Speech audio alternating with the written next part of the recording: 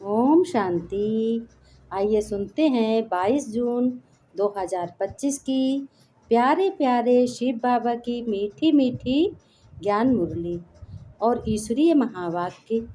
आज परमपिता परमात्मा शिव बाबा और ब्रह्मा दादा दोनों ही अपने बच्चों के सम्मुख बैठकर बड़े प्यार से बातें पूछ रहे हैं कि बच्चों, 8 दिन में आपने क्या कह रहे हैं कि बच्चों 8 दिन में तुमने कैसा कर्मयोग किया है, कितना हमें याद किया है, भगवान कह रहे हैं।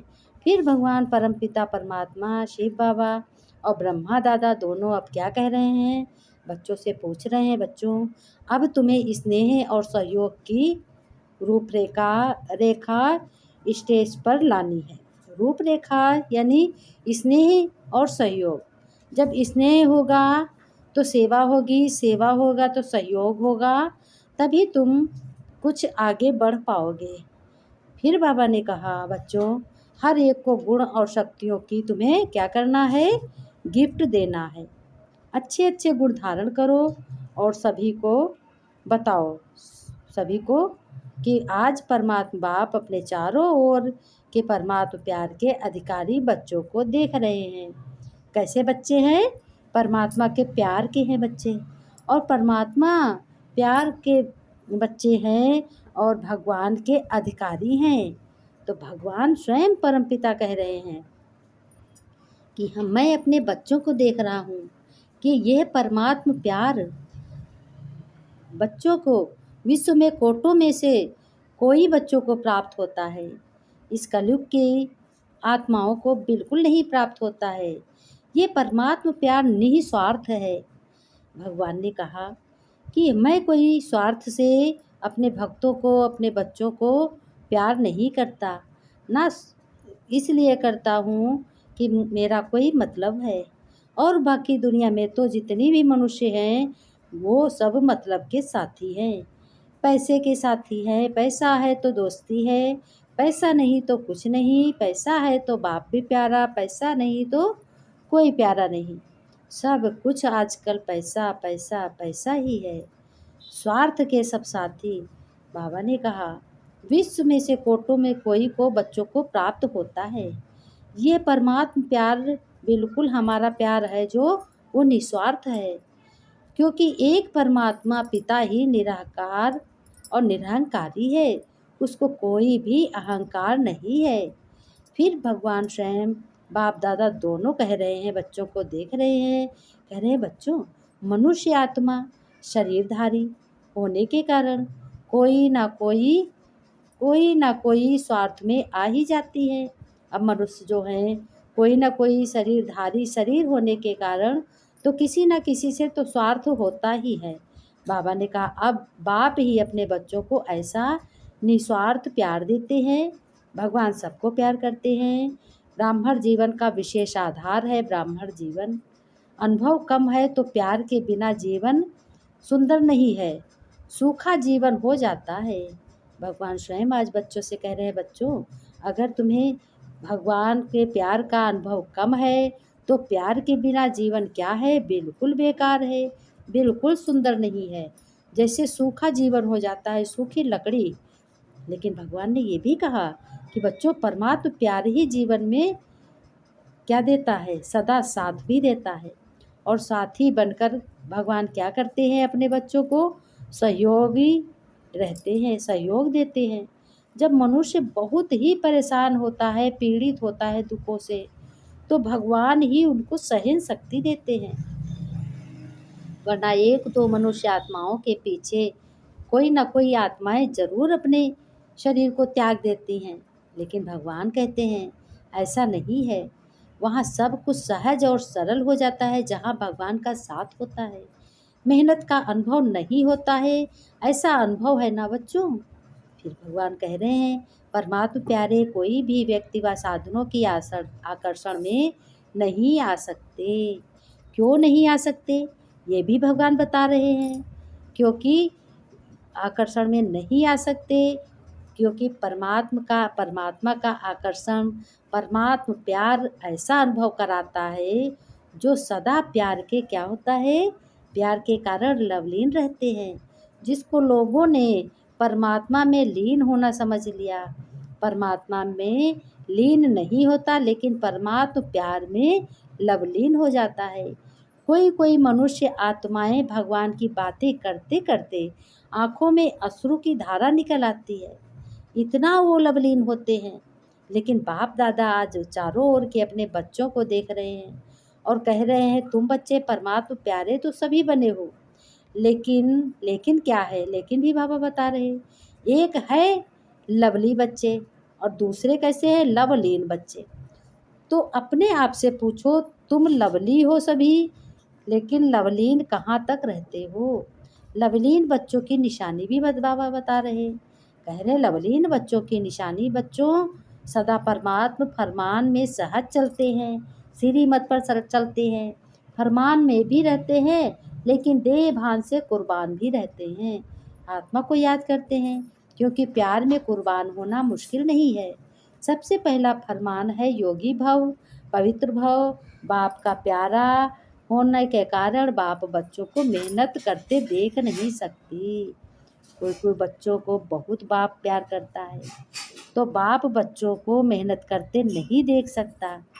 बाप हाथ बटा लेता है, बच्चों का काम करवा लेता है, और थका होता है तो पैर भी दाब देते हैं। भगवान कहते हैं, अभी यह अलौकिक जन्म मेहनत से मुक्त होना है।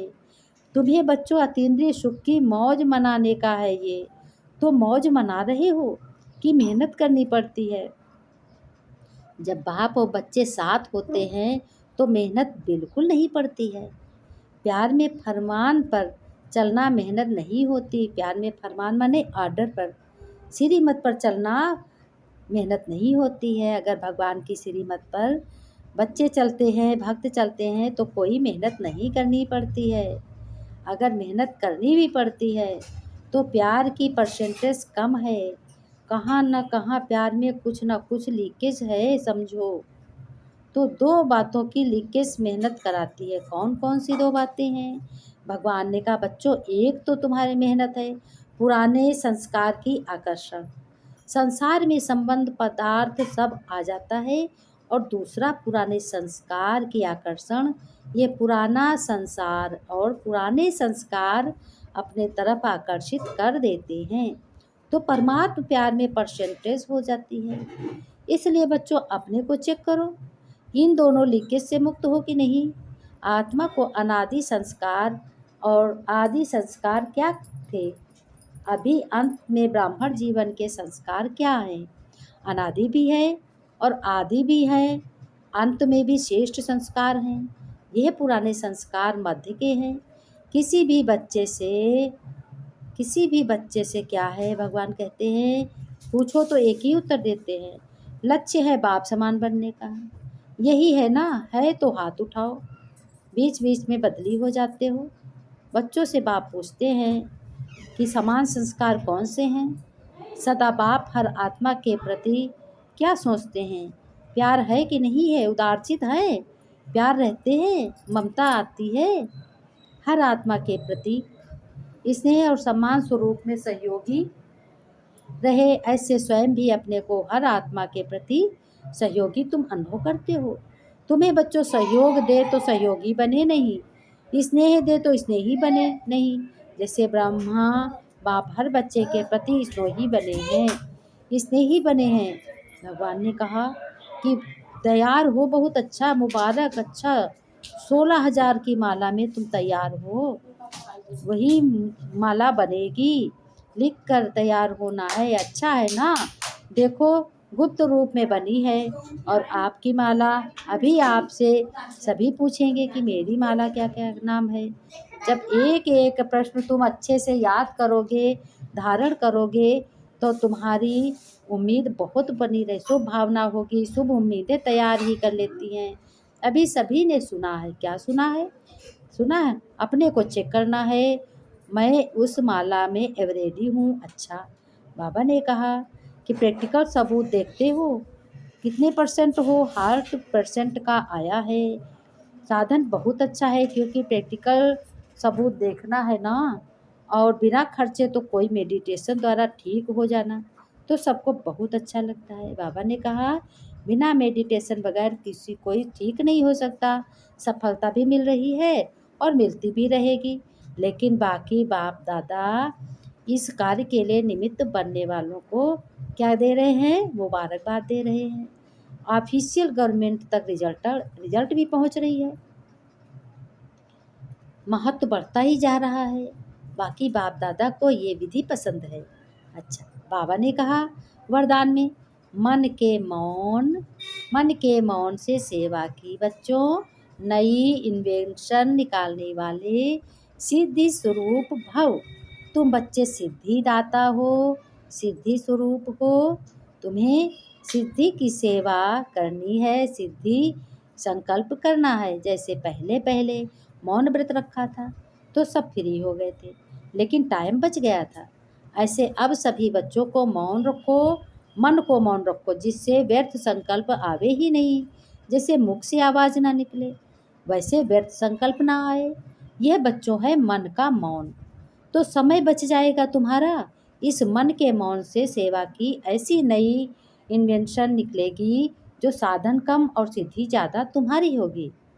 जैसे साइंस के साधन सेकंड में विधि को प्राप्त कराते हैं, वैसे इस साइलेंस के साधन द्वारा सेकंड में विधि प्राप्त होगी।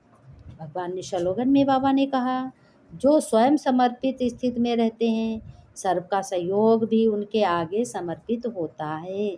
सबका सहयोग मिलता है उन्हें। बाबा ने कहा आत्मिक स्थिति में तुम्हें रहना है, अभ्यास करना है, अंतर्मुखी बनना है। अनेक प्रकार के व्यक्ति भी होते हैं। वैभव अथवा अनेक प्रकार की वस्तुओं के संपर्क में जो व्यक्ति आते हैं, आत्मिक भाव और अनासक्त भाव धारण करते हैं। ये वैभव और वस्तुएं अनासक्त हैं। अनासक्त के आगे दासी के रूप में होंगी और आसक्त भाव वाले के आगे चुंबक की तरह फंसाने वाली होंगी। अब ये बताओ, भगवान निर्णय लेते हैं, कहते हैं तुम बच्चे श्रेष्ठ बन रहे हो और श्रेष्ठ बनकर अपने जीवन को धन्य बना रहे हो। आगे तुम्हारा जन्म बहुत ही श्रेष्ठ है। बाबा कहते हैं ये छोटी सी बातों और बड़ी बातों पे मत जाओ। जिंदगी में तरीका बदल सकती है। ज़िंदगी अगर जीना है तो तरीका भी बदल सकता है। अगर तरीका नहीं बदलेगा तो तुम क्या ज़िंदगी बदलेगी। भगवान कह रहे हैं जिस दिन ये संसार छूट जाएगा उस दिन तुम्हें बहुत कुछ याद आ जाएगा। बाद में फिर जन्म होगा तब हाय हाय करोगे। इसलिए अभी याद करो, जो करना है अभी करो। अच्छे की शुरुआत तुम्हें कोई साहित्य या कोई भी वेद पुराण की ज़रूरत नहीं होती। श्रेष्ठ संकल्प, श्रेष्ठ कर्म कभी भी कर सकते हो, सेकंडों में कर सकते हो। इसलिए अपने भाग्य को स्वयं ही रचो। हमारा क्या है, जैसा कर्म करोगे वैसा ही। मैं कलम में ब्रह्मा को लिखने को कहूँगा। ब्रह्मा को कलम दी है, जो जैसा करे तुरंत लिखो। बहुत बातें मुख्य होती हैं जो तुम नहीं जानते हो, आगे वो भी मालूम हो जाएंगी। बाबा ने कहा भगवान तुमसे मिलने आते हैं। कब आते हैं ये मालूम है? सुबह आते हैं, 4 बजे से आते हैं। अगर 4 बजे नहीं आते, 5 बजे तक बड़े मज़े से भगवान से मिलो, बातें करो, अपने मन को बिल्कुल ही फ्रेश बना लो। कोई भी चीज़ जिस तरीके से भरे हुए गिलास में कोई भी चीज़ डालोगे तो क्या आएगी, बाहर निकल जाएगी। इसलिए शुभ संकल्पों से, श्रेष्ठ संकल्पों से अपने माइंड को भर लो, जिसकी क्योंकि कोई भी विकार तुम्हारे माइंड में ना आए, गलत संकल्प ना आए, गलत सोच भी ना आए। परमात्मा शिव ही सभी बातों की याद दिलाते हैं। ये ब्रह्मा दादा ने कहा। ब्रह्मा दादा ने ये भी कहा, क्या कहा? ब्रह्मा दादा ने कहा देखो, जगदम्बा 17 वर्ष की कन्या थी, अब वो कैसे बन गई देवी? बड़े बुजुर्गों भी उनको माँ कहते थे। तो तुम्हें भी मालूम होना चाहिए कि शक्ति में, सिद्धि में इतनी शक्ति है कि क्या से क्या बन जाता है। भगवान की प्रतिमा कोई छोटी सी नहीं है। उनकी प्रतिमा बहुत सुंदर है, बहुत शक्तिशाली है। इसलिए ये ब्रह्मा दादा कह रहे हैं, इसलिए तुम भी उनके गुणों को धारण करो और सुंदर बनो, तुम भी प्रतिमा स्वरूप बनो। अब सुबह इस तरह बाबा से बात करना, भगवान से बातें करो, अपने सारे संकल्प श्रेष्ठ बनेंगे, नए जीवन की हरियाली फिर से होगी, नया जीवन मिलेगा ना, नई दुनिया मिलेगी, नया जीवन मिलेगा। लेकिन कब मिलेगा? जब भगवान को याद करते करते कर्म करोगे। दुनिया की बातें झगमुई करोगे तो कुछ नहीं मिलेगा। इसलिए भगवान बार बार कहते हैं परमपिता कि अपने को आत्मा समझो, परमात्मा को याद करो।